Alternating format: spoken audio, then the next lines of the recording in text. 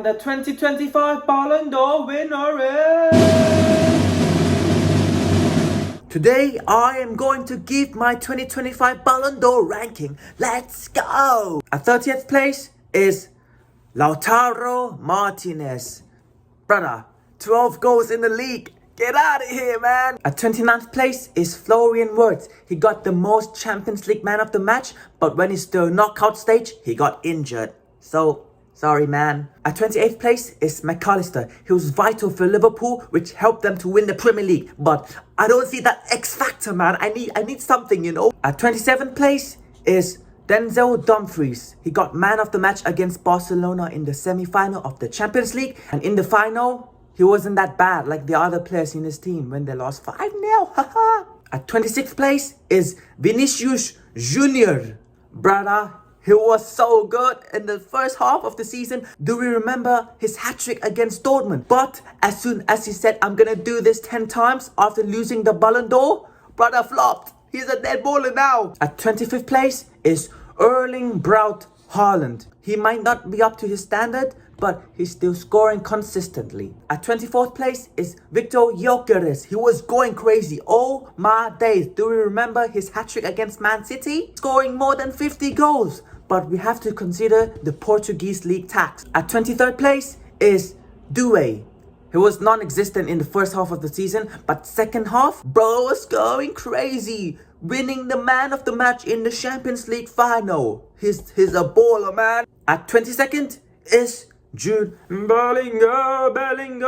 Obviously, he's not as good as last season because he switched role to become more defensive. He's a consistent, reliable player, even when Real Madrid fell off, you know. At 21st place is Fabian Ruiz. Very good player, very consistent, but probably the worst player in that starting lineup of PSG. At 20th place is Michael Olise. He helped Bayern Munich gain their Bundesliga title back from Leverkusen. And also Bayern Munich Player of the Season. At 19th place is Guirassy. So underrated, man. Brother, he's the Champions League top scorer last season, scoring 13 goals. And remember, a hat-trick against Barcelona as well. One of the best strikers in the world. At 18th place is McTominay. I know, if someone told me McTominay was going to be in 18th place last year, I would have slapped him, man. He was a dead baller. But now, he helped Napoli gain the title, gain the Serie A, man. Oh my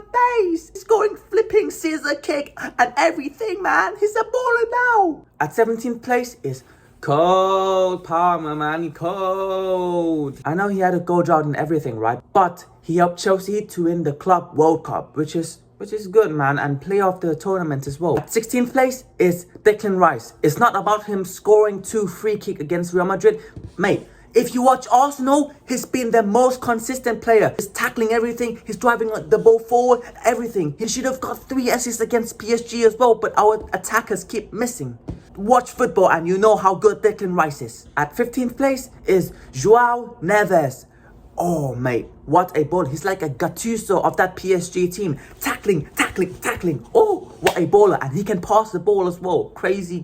At 14th place is Robert Lewandowski. Consistent, reliable attacker for Barcelona. At 13th place is Virgil van Dijk. It's all our defending, man. It still works in 2025 for some reason. Helping Liverpool to win another Premier League title. At 12th place is Kvaratskhelia. He signed from Napoli to PSG halfway through the season and immediately showed the impact, man. Crazy in the Champions League, but a little bit underwhelming in the Ligue 1. At 11th place is Gigi Donnarumma, best goalkeeper of the season. Very good in the Champions League knockout stages, especially against Arsenal and against Liverpool. But first half of the season, he was playing like flipping carriers, bro. Back in the days, you know, back in the 2018. At 10th is Harry Kane. He was still scoring crazy for Bayern Munich. But the game against Inter Milan, he was flopping a little bit, you know. He was flopping despite scoring. He's still missing chances. At 9th place is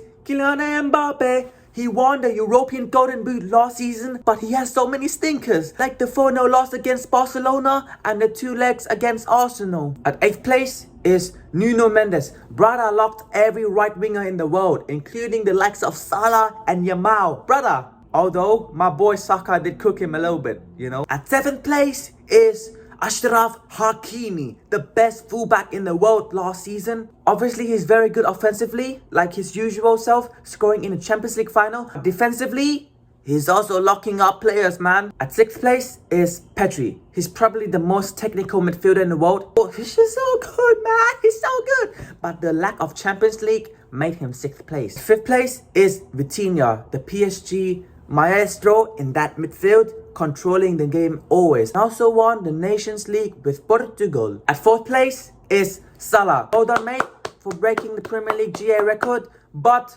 you flopped in the Champions League, so I can't really put you any higher, you know. Now is the podium positions.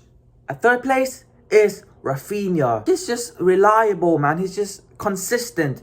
The top scorer of the Champions League last season, scoring 13 goals. And he didn't flop in the vital games as well, like the Inter Milan. He's still scoring. Alright, the reason I put Yamal over Rafinha, despite scoring less, was because every time Barcelona needs a goal, right? Who do they pass the ball to?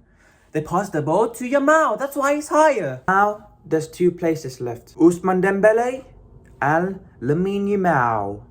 And the winner is Ousmane Dembele. Brother. Well done, well done, well done, well done, well done.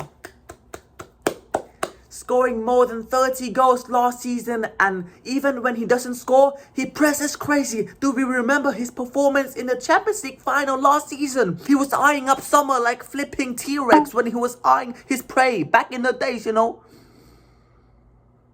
Every goal kick, not just offensively, but defensively as well. Obviously, Yamal's a better player, but this season he doesn't have that end product like Dembele. And that's it for the Ballon d'Or ranking. Like, share, and subscribe. And also, tell me who is your Ballon d'Or winner. Bye-bye.